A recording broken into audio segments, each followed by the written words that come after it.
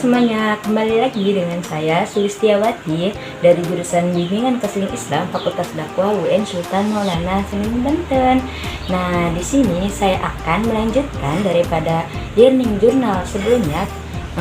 Sekarang saya akan mengulas atau membahas tentang pertemuan kemarin pada tanggal 18 September tahun 2023, tepatnya pada hari Rabu. Nah, di learning journal ketiga ini saya akan membahas mengenai presentasi atau mengulas kembali daripada presentasi dari teman-teman yang itu pada kelompok 1. Untuk video selanjutnya atau lebih jelasnya, mari kita simak. Nah, pada pertemuan kemarin, yaitu pada hari Rabu tanggal 18 September tersebut, kami di mata kuliah teknik produksi film membahas mengenai pengertian yang dipresentasikan kepada kelompok 1 yang di dalamnya ada Rosa Amalia, terus ada Rafli, ada Najwa Islami, dan ada Zia. Nah, di presentasi pertama itu atau di kelompok pertama itu yakni di dalamnya membahas tentang topik-topik, yakni ada pengertian dari film, terus film sebagai komunikasi massa, terus film realitas sosial, imajinasi pengantar, dan sejarah film di Indonesia maupun di dunia. Di pembahasan mengenai pengertian dari seni dari film ini, karena kemarin di pertemuan jurnal kedua itu, membahas tentang pengertian yang pada intinya film itu merupakan karya seni yang menghasilkan gambar yang bergerak gitu. Selain dari pengertian, ada pembahasan tentang film sebagai media komunikasi massa.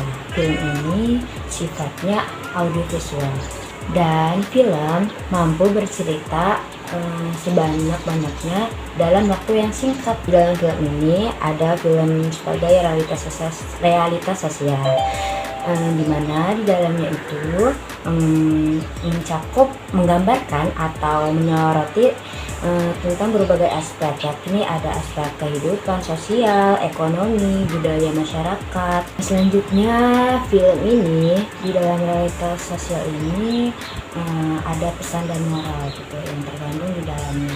Nah, selanjutnya setelah membahas tentang realitas sosial, yakni ada imajinasi pengantar. Di dalam imajinasi pengantar ini ada aspek-aspek yang perlu diketahui. Ini yang pertama, ada karakter cerita fiktif, terus komposisi musik, pengeditan film, dan komunikasi imajinasi. Nah, selain itu ada juga aspek penting gitu yang harus diketahui, yakni ada membangun suasana, terus menggambarkan acting, mengintroduksi tema atau konsep, dan yang terakhir menggunakan visual dan suara. Itulah beberapa imajinasi pengantar yang ada di dalam film. Nah, selanjutnya yang pembahasan terakhir itu adanya sejarah film di Indonesia dan di dunia, yakni dalam sejarah film di dunia itu, karena saya sudah menjelaskan di pertemuan sebelumnya, yaitu di learning journal kedua, yang mengenai tentang sejarah film ini, yang awal mulanya seorang peternak kuda meneliti akan kudanya gitu, dan mensponsori daripada seorang fotografer, yaitu memfoto kaki kuda sebanyak 12 foto ketika kuda berlari, dan ternyata akhirnya percobaan itu akhirnya gagal gitu, karena kemarin saya ada kesalahan gitu. Ternyata percobaan pertama di foto kaki kuda itu ternyata gagal, dan akhirnya percobaan kedua itu berhasil dengan menggunakan foto burung yang terbang gitu. Nah, itu kurang lebihnya di sejarah film di dunia. Nah, di dalam sejarah film Indonesia, yakni film ini diperkenalkan oleh seseorang dari Tionghoa pada tahun 1900, tepatnya di 5 Desember, yakni film pertama ini yang berjudul Lutung Kasarel. Selanjutnya pada tahun kurang lebih 1950-an itu perkembangan film di Indonesia, yakni pada acara Festival Film Indonesia atau FFI itu yaitu karya dari Usmar Ismail yang berjudul Jamalan. Nah, sejak itulah pada film Jamalan ini dari karya Usmar ini akhirnya berkembang gitu film terbaik di dalam festival film tersebut. Nah, jadi itulah beberapa penjelasan atau ulasan mengenai materi atau topik dari kelompok 1 ini. Nah, selanjutnya setelah sesi presentasi itu adanya sesi tanya jawab, yakni atau sesi diskusi. Nah, ada beberapa teman-teman yang bertanya mengenai tanggapan gitu atau pertanyaan di dalam kelompok 1 ini. Yang pertama itu ada yang saya tangkap itu ada salah satu teman yang bertanya kenapa film itu tidak berkembang, film Indonesia itu tidak menyeluruh sampai tembus gitu di dunia gitu. Terus kenapa sih gitu, apa dari faktor pendidikannya atau faktor dari cuan gitu ya, karena kan kalau di negara lain itu film itu sampai tembus ke sini gitu, sampai tembus ke Indonesia kan, nah, karena mereka juga membutuhkan beberapa usaha gitu dan pengeluarannya juga cukup lebih besar gitu. Jadi setelah apa yang mereka buat, hasilnya juga tidak menyanyiakan gitu ya. Nah, kalau di Indonesia ini kenapa gitu tidak seperti itu ya, karena ada beberapa faktor yang menjadi film ini tidak berkembang, tidak menembus sampai keluar.